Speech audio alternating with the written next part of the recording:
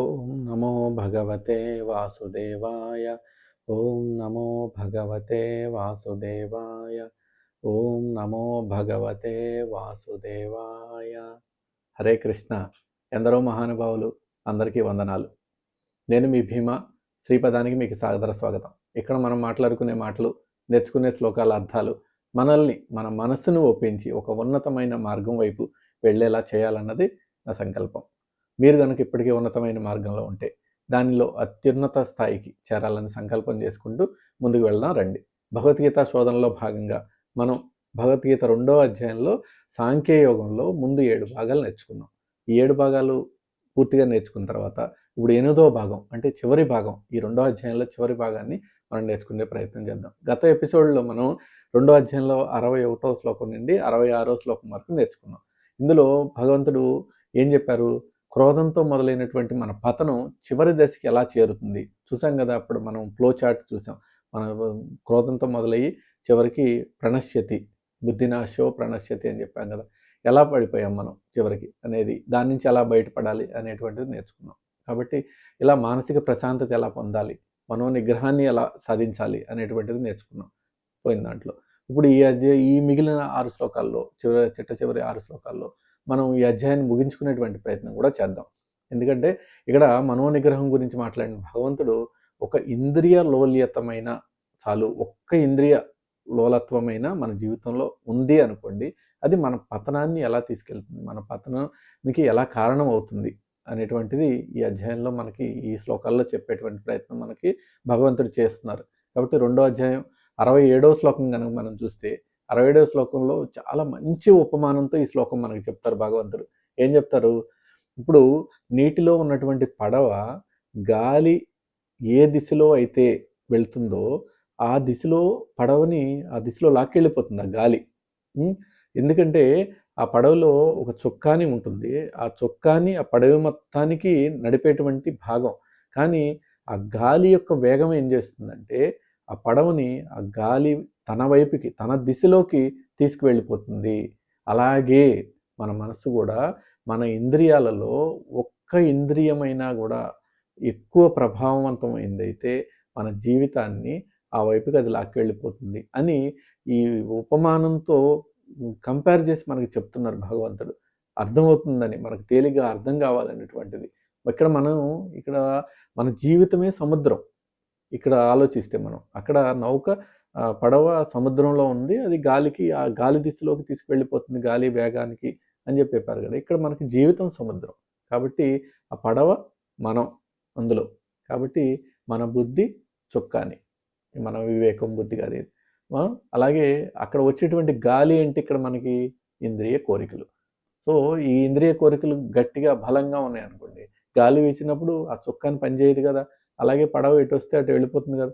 అలాగే మనం కూడా మనలో ఉన్నటువంటి కోరికలు కానీ బలమైనవి అయితే అవి మనల్ని ఆ వైపుకి తీసుకువెళ్ళిపోతాయి అని చెప్పి చెప్పడానికి భగవంతుడు ప్రయత్నం చేస్తున్నారు. కాబట్టి ఆ కోరికలను మనం తప్పుడు మార్గంలోకి లాక్కి వెళ్ళి జీవితాన్ని ఎలా అయితే నాశనం చేసేస్తాయో అలాగే మనకి వాటి నుంచి బయటపడేటువంటి మార్గం మనం అలవర్చుకోకపోతే అనేటువంటిది ఇక్కడ. ఇప్పుడు మీరు చూడండి, ఆ పడవలో ఒక చిన్న రంధ్రం ఉందనుకోండి, పడవ వెళ్తుందా? చిన్న రంధ్రం చాలు కదా పడవ మునిగిపోవటానికి. కాబట్టి అలాగే మన జీవితం కూడా, మన జీవితం అనేటువంటి నావ కూడా మునిగిపోవటానికి మనకి ఒక చిన్న కారణం చాలు. ఈ ఇంద్రియ లోలత్వమైనటువంటి చిన్న కారణం చాలు. ఆ కారణమే మనల్ని అలా బలహీనపరిచి తీసుకెళ్ళిపోతుంది అని చెప్తుంది. కాబట్టి ఎంతో పేరున్న ఒక వ్యక్తి ఉన్నారనుకోండి, అతను ఒక చిన్న బలహీనత ఉంది, ఒక జూదం ఆడతారు. కాబట్టి ఆ జూదం ద్వారా అతని ఆస్తిని, పరువుని, కుటుంబాన్ని అంతటిని పోగొట్టుకుని రోడ్డు మీద పడ్డాడు అనుకోండి. అదే ఆ చిన్న వ్యసనం చాలు కదా, మిగతావన్నీ మంచి వ్యసనాలే ఉన్నాయి.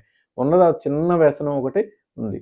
కాబట్టి ఆ గాలిలాగా అలా పక్కకు లాక్కెళ్ళిపోతుంది ఉన్న చిన్న వ్యసనం. కాబట్టి ఇంద్రియ కోరికలతో ఎంత జాగ్రత్తగా ఉండాలి, మనం జాగరూకతతో వ్యవహరించాలి అనే ఆవశ్యకతను చెప్పడానికి భగవంతుడు ఈ శ్లోకం ద్వారా మనకి చెప్పే ప్రయత్నం చేస్తున్నారు. అర్థమైంది కదా. అలాగే ఈ 2వ అధ్యాయంలో 68వ శ్లోకం కనుక మనం చూసాం అనుకోండి, ఈ 68వ శ్లోకం ద్వారా మనకి ఏం చెప్తున్నాడంటే, ఓ అర్జున, ఎవరైతే ఎవరి ఇంద్రియాలైతే శబ్ద స్పర్శ రూపాది విషయాల నుండి పూర్తిగా నిగ్రహింపబడి ఉంటాయో వారి బుద్ధి మాత్రమే స్థిరమైనది. ఇది గమనించుకో నువ్వు అని చెప్తున్నారు భగవంతుడు. అంటే శబ్ద, స్పర్శ, రూపాది అంటే మళ్ళీ ఇంద్రియాల యొక్క లక్షణాలు ఇవే గదా! సో, వాటి నుంచి పూర్తిగా నిగ్రహింపబడి ఉండాలి. ఎవరైతే నిగ్రహింపబడి ఉంటారో వారి బుద్ధి స్థిరంగా ఉంటుంది, మారదు అనేటువంటిది చెప్తున్నారు. తస్య ప్రజా ప్రతిష్ఠిత అని చెప్తారిక్కడ. కాబట్టి మనం అలా స్థిరంగా ఉంచుకునేటువంటి ప్రయత్నం చేయాలి. ముందు మనకొక ఉదాహరణ చెప్పారు గదా! తాబేలు ఎలా అయితే ఒక భయాన్ని బయట నుంచి వచ్చేటువంటి ఆపదల్ని ఎలా రక్షించుకోవడానికి తనలో వెళ్ళిపోతుందనేది. కాబట్టి ఇలాగే ఇంద్రియాలను పూర్తిగా అదుపులో ఉంచుకుంటే బావుంటుంది అనేది చెప్పడానికి ఈ శ్లోకంలో కంక్లూజన్ ఇక ఇది. ఒకటి అక్కడ ఉపమానం ఉపయోగించి చెప్పారు. ఇక్కడ ఆ ఉపమానానికి ఇగో ఇది ఇలా ఉంచుకో అని చెప్పి పూర్తిగా చెప్తున్నాడు. ఇది లేదనుకోండి మనకు సర్వనాశనం అయిపోతాం, సర్వనాశనం చేసేస్తుంది అని చెప్తున్నారు. అంటే ఇక్కడ కళ్ళు, ముక్కు, మూలు అన్నీ మూసుకుని ఉండాలి అనేటువంటిది కాదు ఇక్కడ ఉద్దేశం. మనస్సును స్థిరంగా ఉంచుకోవాలి. అప్పుడు బుద్ధి స్థిరంగా ఉంటుంది అని చెప్పడం ఇక్కడ ఉద్దేశం. కాబట్టి మనస్సు స్థిరంగా ఉండకుండా మనం ఎన్ని సాధనలు, ఎన్ని ప్రయోగాలు చేసి ఉపయోగం లేదు అనేటువంటిది ఇక్కడ మనం నేర్చుకోవాల్సింది ఉపయోగం. కుండ ఫుల్ కుండ నిండా నీళ్లు తీసుకువెళ్తా ఉన్నాం. ఆ నీళ్ళకి ఆ కుండకు చిన్న రంధ్రం ఉందనుకోండి, ఆ నీళ్ళన్నీ పోతాయి కదా! మనకు కూడా అంతే. అలాంటి రంధ్రాలు ఏవైతే ఉన్నాయో మనలో, అలాంటి ఇంద్రియాలతో పుట్టినటువంటి ఇవేవైతే ఉన్నాయో వాటిని మనసులో ఆ జ్ఞానం నిలవాలంటే వాటిని కోరికలను కూడా మన లోపలికి రానివ్వకుండా ఉంచుకోవాలి అనేటువంటిది కంక్లూజన్ చెప్తున్నారు ఆయన. కాబట్టి ఇన్నిసార్లు రిపీటెడ్‌గా ఎందుకు చెప్తున్నారంటే మనల్ని ఇవన్నీ కబళించి వేస్తాయి. మన బుద్ధి స్థిరంగా లేకపోతే, మన ఆలోచన స్థిరంగా లేకపోతే అని ఈ అప్రమత్తతను చేయటం కోసం మనకి ఇన్నిసార్లు ఈ భగవంతుడు మళ్ళీ తిరిగి చెప్పిన శ్లోకాన్ని ఇంకొక రకంగా, ఇంకొక రూపంలో మనకి చెప్పేటువంటి ప్రయత్నం చేస్తున్నారు. ఇది మనం అర్థం చేసుకోవాలి ఇక్కడ. కాబట్టి ఈ అర్థమైంది కదా! ఈ శ్లోకం కూడా. అలా అర్థమైతే తర్వాత వచ్చే శ్లోకం రెండో అధ్యాయం 69వ శ్లోకం చాలా చాలా ముఖ్యమైన శ్లోకం. ఇది కూడా ఉపమానం ఉపయోగించి చెప్తారు ఇక్కడ. ఏం చెప్తున్నారు రెండవ అధ్యాయం 69వ శ్లోకంలో? యా నిశా సర్వభూతానాం తస్యాం జాగర్తి సంయమి యస్యాం జాగృతి భూతాని నిశా పశ్యతో మునేహ అని చెప్తున్నారు. అంటే ఇక్కడ ఒక స్థితప్రజ్ఞుడికి మామూలు మనిషికి ఉన్నటువంటి తేడాను మనకి చెప్తున్నారు ఆయన. ఎలా చెప్తున్నారంటే ఒక మామూలు మనిషికి ఏది రాత్రి కాలం అయి ఉంటుందో, రాత్రి కాలం అంటే నైట్ అని కాదు అర్థం. ఆత్మజ్ఞానం వారికి అర్థం కాదు. ఆత్మజ్ఞానం అర్థం కాకపోతే మనం చీకట్లో ఉన్నట్లే కదా! యా నిశా సర్వభూతానాం. దాని విషయంలో మామూలు వ్యక్తి రాత్రిలాగా ఉంటుందో అది పగలు. ఎవరికి? స్థితప్రజ్ఞుడికి పగలు. ఎందుకంటే ఇవన్నీ గెలిచి ఉంటారు కదా ఆయన. కాబట్టి అది పగలు. అలాగే ఇంకో దానికి రివర్స్ ఏం చెప్తున్నారు? ఎవరికైతే సామాన్యులకి రాత్రిలాగా ఉంటుందో అది స్థితప్రజ్ఞుడికి పగలు. స్థితప్రజ్ఞుడికి పగలులాగా ఉండేటువంటిది ఈ సామాన్యులకి రాత్రి. ఎందుకు సామాన్యులకి రాత్రి అని ఎందుకు చెప్తున్నారంటే, ఇప్పుడు సామాన్యులంతా కూడా రాత్రిపూటే కదా ఇవన్నీ భోగభాగ్యాలు ఇవన్నీ అనుభవించేది. అవి తుచ్చమైన చీకటితో సమానం స్థితప్రజ్ఞుడికి. కాబట్టి సానిశా పశ్యతో మనేహ అని అర్థం చెప్తారక్కడ. కాబట్టి ఇక్కడ రాత్రిపూట సంచరించే వాళ్ళు, రాత్రిని ఆనందం అనేటువంటి భావించే వాళ్ళు, ఇదంతా కూడా స్థితప్రజ్ఞుడి లక్షణాలకు వ్యతిరేక లక్షణాలు ఉన్నవాళ్ళు. మనం అలా కాదు, జ్ఞానిలాగా స్థితప్రజ్ఞుడిలాగా రాత్రిపూటని పగలులాగా, రాత్రిపూటని పగలులాగా అంటే ఎందుకు అలా చెప్తున్నారంటే మనం జ్ఞాని ప్రపంచాన్ని అర్థం చేసుకోవాలని. జ్ఞాని ప్రపంచం, సామాన్యుని యొక్క ప్రపంచం పూర్తి వ్యతిరేకంగా ఉంటాయి అనే భావన మనలో కలగాలనేటువంటిది. సామాన్యుడికి డబ్బు, పదవి, భోగాలు ఇవే నిజం కదా! మరి ఆత్మ, దేవుడు ఇవన్నీ అర్థం కానిటువంటివి. అవన్నీ రాత్రి కింద సమానం. కాబట్టి స్థితప్రజ్ఞుడికి ఆత్మ, శాంతి ఇవి నిజం. ఇవన్నీ ప్రపంచ భోగాలు ఇవన్నీ క్షణికమైనటువంటివి. కాబట్టి ఇవి అతనికి రాత్రి. కాబట్టి ఈ జ్ఞాన విలువలను సామాన్యుడికి వేరే లోకం ఎటుపోతుంది, సామాన్యుడు ఎటుపోతున్నాడు, జ్ఞాని ఎటుపోతున్నాడు అని చెప్పడానికి ఈ రాత్రి పగలు యొక్క ఉపమానంతో భగవంతుడు మనకు చెప్పేటువంటి ప్రయత్నం చేశారు. ఎందుకంటే ప్రపంచం అంతా రాత్రి మేల్కొని పార్టీలు, పండగలు, పబ్బాలు చేసుకుంటూ సినిమాలు చూస్తూ ఎంజాయ్ చేస్తున్న అనుకోండి, యోగికి అదంతా సమయం వృథా అని అనిపిస్తూ ఉంటుంది. కాబట్టి అది అతనికి రాత్రి కింద లెక్క, అది అజ్ఞానం కింద లెక్క. కాబట్టి యోగి బ్రహ్మముహూర్తంలో లెగుస్తారు, తెల్లవారుజామున లెగుస్తారు. ఆ తెల్లవారుజామున అంత చీకటిగా ఉన్నప్పుడు సామాన్యులు ఎవరైనా లెగుస్తారా? కాబట్టి వాళ్ళకది కాదు కదా! కానీ బ్రహ్మముహూర్తంలో లయించేటువంటి బ్రహ్మజ్ఞానికి అది ఆ రాత్రి సమయం కూడా పగలు కింద లెక్క. కాబట్టి అప్పుడు అతని పని యొక్క పనులన్నీ మొదలుపెట్టుకుంటారు బ్రహ్మముహూర్తంలో లేసి. కాబట్టి నేటి ప్రపంచంలో ఎవరైనా బ్రహ్మముహూర్తంలో లేసేవాళ్ళు ఉన్నారా? లేరు కాదు. కాబట్టి మనం జ్ఞానులం కాదు. ఆ జ్ఞానులం కాదు కాబట్టి జ్ఞానులు అయ్యేందుకు ప్రయత్నం చేయండి మీరు కూడా. ఇలా ఆలోచించండి. పగలను పగలులాగా, రాత్రిని రాత్రిలాగా, జ్ఞానాన్ని జ్ఞానంలాగా, అజ్ఞానాన్ని అజ్ఞానంలాగా గుర్తించండి అని చెప్పేటువంటి ప్రయత్నం భగవంతుడు మనకి ఇక్కడ చేస్తున్నారు. కాబట్టి ఈ శ్లోకం ద్వారా మనకు అర్థం చేసుకోవాల్సింది ఇది. కాబట్టి ఈ శ్లోకం అర్థమైతే మనకి జీవిత పరమార్థాన్ని ఎంతో అర్థం చేపిస్తుంది. ఇది జ్ఞానికిను సామాన్యులకు ఉన్న తేడాన్ని మనకు అర్థం చేపిస్తుంది. ఈ శ్లోకం అర్థమైందని భావిస్తూ తర్వాత 2వ అధ్యాయంలో 70వ శ్లోకం చూసేటువంటి ప్రయత్నం చేద్దాం. ఈ 70వ శ్లోకంలో ఏం చెప్తారంటే భగవంతుడు, ఎన్ని కోరికలు దగ్గరకు వచ్చినా ఎవరి మనసు అయితే చెదరకుండా స్థిరంగా ఉంటుందో అతను మాత్రమే నిజమైన శాంతిని పొందుతాడు అని చెప్తుంది. అంటే కోరికలు ఒకదాని దగ్గరికి వస్తూ ఉంటాయి. మనసు వికారం చెందుతూ ఉంటుంది. చెందకుండా అలాంటి సమయంలో స్థిరంగా ఉండగలడు. అలాంటి సమయంలో స్థిరంగా ఉంటే అతను నిజమైన శాంతి అంటే ఏంటో చూడగలడు అని చెప్తుంది. కోరికల వెంట పడేవాడు ఎప్పుడు కూడా శాంతిని పొందలేడు అని చెప్తుంది ఈ శ్లోకం. కాబట్టి కోరికల వెంట పడాలా పడొద్దా అనేది ఇప్పుడు నిర్ణయం మనకే వదిలేశారు భగవంతుడు. కాబట్టి ఆ కోరికల వెంట పడితే ఎంతవరకు పడాలి, పడి మనం ఎలాంటి బాధలు తెచ్చుకోవాలి, పడకుండా స్థితప్రజ్ఞుడిగా ఎలా ఉండాలి అని మనం అర్థం చేసుకోవాలి. ఇక్కడ అర్థం చేసుకుంటే జీవితం అంతా సుఖంగా ఉంటుంది. లేదనుకుంటే అన్ని కష్టాలు నష్టాలు ఇవే మనకు కనిపిస్తూ ఉంటాయి. కాబట్టి ఇక్కడ భగవంతుడు ఏం చెప్తారంటే ఈ శ్లోకంలో, ఈ మనిషి యొక్క జీవితాన్ని సముద్రంతో పోలుస్తారు. సముద్రం చాలా విశాలమైంది. అందులో ఎన్నో నదులు, కాలువలు ఇవన్నీ వచ్చి కలుస్తూ ఉంటాయి. అంటే నదులు కాలువలు ఇవన్నీ కోరికలు అనుకున్నాం అనుకోండి, అలాంటి కోరికలన్నీ కూడా సముద్రంలో వచ్చి కలుస్తాయి. సముద్రంలో వచ్చి కలిసినప్పుడు సముద్రం ఏమన్నా మారుతుందా? దాని రూపం ఏమైనా మారుతుందా? లేదంటే ఏమన్నా అలజడి వస్తుందా అందులో? ఏం రాదు కదా. కానీ ఈ కాలువ, చిన్న కాలువలో ఇంకొక కాలువ వచ్చి కలిసిందనుకోండి, పొంగి పొర్లి కట్టలన్నీ తెగిపోతాయి. కాబట్టి అది తట్టుకోలేదు. కాబట్టి సామాన్యుడు మనం చిన్న కాలువలు లాంటి వాళ్ళము. మన జ్ఞాని ఎవరైతే స్థితప్రజ్ఞుడో సముద్రం లాంటి వాడు. సో మనం సముద్రంలాగా అవటానికి ప్రయత్నం చేయాలి. అంత నిశ్చలంగా ఉండటానికి ప్రయత్నం చేయాలి. చిన్న వచ్చి కలిసినా కూడా మన భావాలు, మన మనసు మారేటువంటి ప్రయత్నం జరగకూడదు అక్కడ అని భగవంతుడు మనకి ఆ ఉపమానంతో చెప్తున్నారు అక్కడ. కాబట్టి ప్రశాంతంగా పాడు చేయకూడదు. ఏ వచ్చి కలిసినా కూడా మన ప్రశాంతతని దెబ్బతీసేలాగా ఉండకూడదు. కాబట్టి కోరికలు ఎన్నొచ్చినా కూడా చలించకుండా స్థితికి మనం ఎదగటం నేర్చుకోవాలి. అలా సాధన ద్వారా నేర్చుకోవాలి అనేటువంటిది. ఎన్ని విషయాలు మనకి మన చిత్తప్రజ్ఞత గురించి చెప్పారు, మనోనిగ్రహం గురించి చెప్పారు, చూసారు కదా. కాబట్టి ఎంతగా భగవంతుడు చెప్తున్నారంటే ఇందులో ఎంత లోతైనటువంటి భావం ఉంది, మన జీవితానికి అన్వయించుకోవాల్సినటువంటి విషయం ఉంది అనేటువంటిది మనం గ్రహించుకోవాలి ఇక్కడ. ఈ స్థితప్రజ్ఞతని మనం ఎక్కడ కట్టడి చేసేసి మనం అంతా ఇంకేమి చేయలేమని కాదు దాని అర్థం. అన్నీ అనుభవిస్తానే వాటితో అటాచ్మెంట్ లేకుండా ఉండమని చెప్పేది కూడా ఇక్కడ ఒక అర్థం మనం అర్థం చేసుకోవాలి.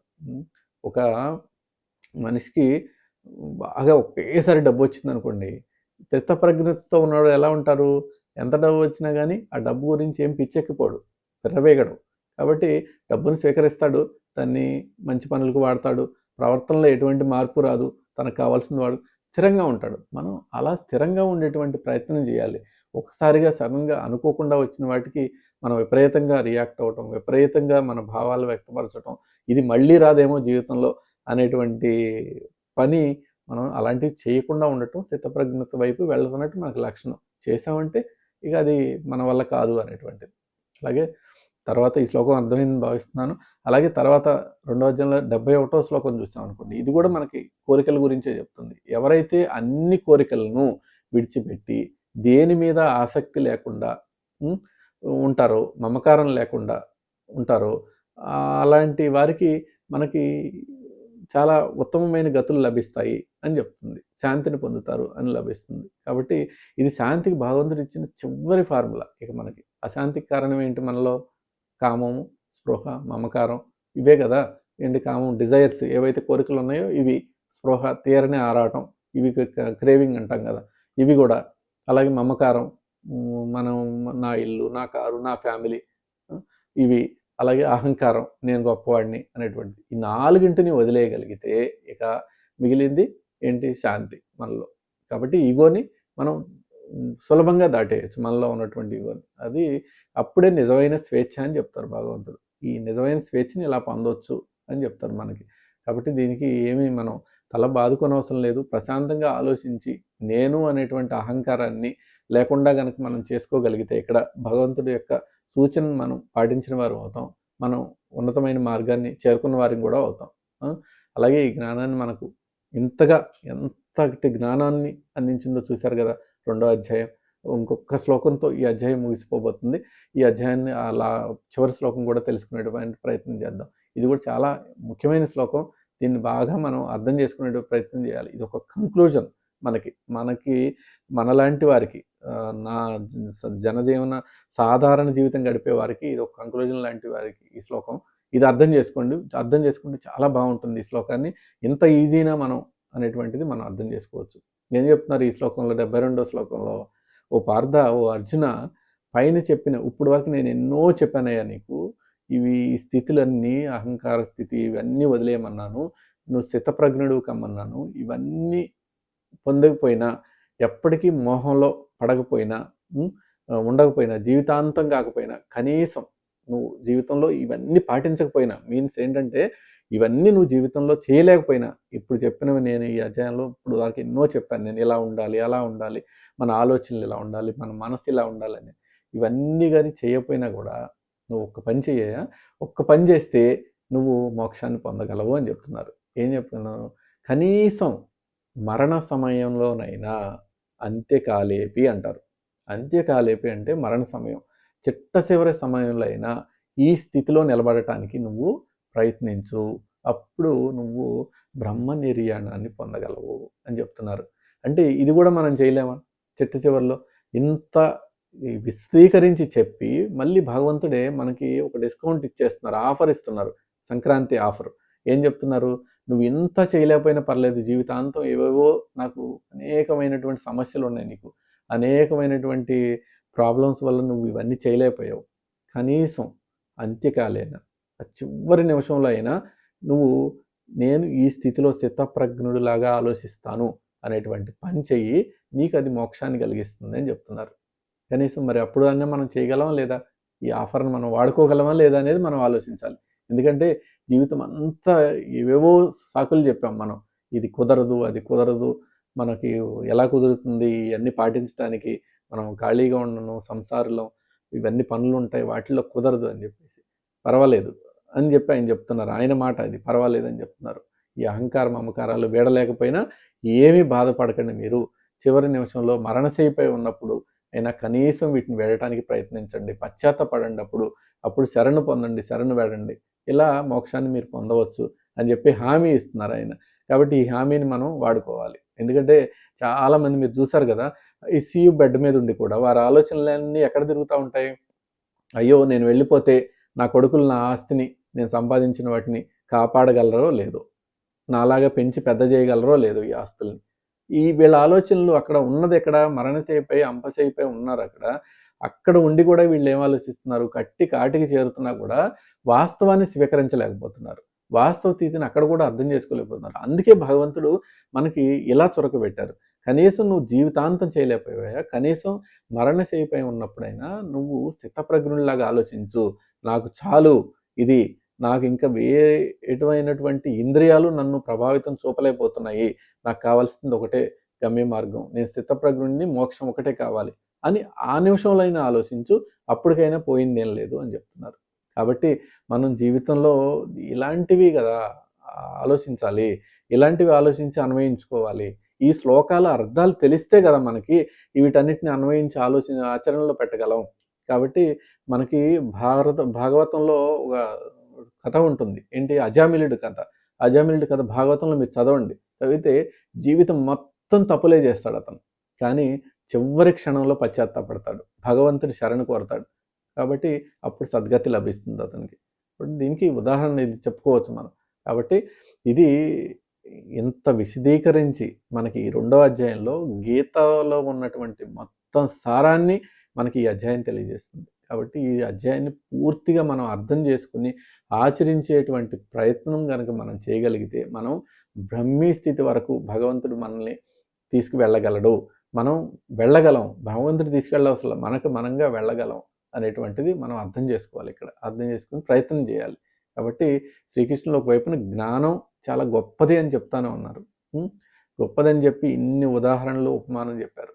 ఆత్మజ్ఞానిలాగా ఉండమన్నారు. కాబట్టి ఉండేటువంటి ప్రయత్నం మనం చేద్దాం. కాబట్టి ఈ అధ్యాయం ఇంత మంచి అధ్యాయం రెండో అధ్యాయం ఇక్కడితో ముగింపు పలుకుదాం మనం. అలాగే ముగింపు పలికి తర్వాత వచ్చేటువంటి కర్మయోగం మూడో అధ్యాయాన్ని నేర్చుకునేటువంటి ప్రయత్నం చేద్దాం. ఎందుకంటే కృష్ణులు ఒకవైపు ఏం చెప్తున్నారు, జ్ఞానం చాలా గొప్పదంటున్నారు, మరోవైపు అర్జునుడిని యుద్ధం చేయంటున్నారు. అప్పుడు అర్జునుడికి సందేహం వస్తుంది మళ్ళీ, ఏంటి జ్ఞానం గొప్పదైతే నేను జ్ఞానం నేర్చుకుని ఉండిపోతాను, మళ్ళీ నేను ఈ ఘోరమైన యుద్ధం ఎందుకు చేయాలి అని చెప్పేసి ఆయన అడుగుతారు తర్వాత వచ్చే మనకు అధ్యాయంలో. కాబట్టి అలాంటిది దానికి ఎలాంటి సమాధానం భగవంతుడు మనకు చెప్పారు, ఈ కర్మయోగం ద్వారా ఎలాంటి కర్మలు మనం చేయాలి, ఎలాంటి కర్మలు చేస్తే మనకు సద్గతులు లభిస్తాయి, మంచి విషయాలు మనకి నేర్చుకోగలం అనేటువంటిది ఈ మూడో అధ్యాయంలో మనం నేర్చుకోవచ్చు. ఆ మూడో అధ్యాయంలో నేర్చుకునేటువంటి ప్రయత్నం చేద్దాం. ఇలా కొత్త కోణంలో భగవద్గీతను జీవితాన్ని అన్వయించుకుంటూ మీకు చెప్పడం నచ్చిందని భావిస్తూ, నచ్చితే కనుక ఈ ఛానల్ని సబ్స్క్రైబ్ చేసుకోండి. అలాగే షేర్, లైక్ కూడా చేయండి. ఇలాంటి మంచి విషయాలు మరింత మందికి చేరితే మంచి సమాజం ఏర్పడుతుంది అనేటువంటిది ఒక ఆలోచన. ఈ ఆలోచనతోనే ఈ ఛానల్ మొదట పెట్టడం జరిగింది. అలాగే ఇప్పటివరకు చెప్పిన అంశాల్లో ఏవైనా తప్పులుగా భావిస్తే పెద్ద మనసుతో క్షమించండి. నమస్కారం, మీ భీమా.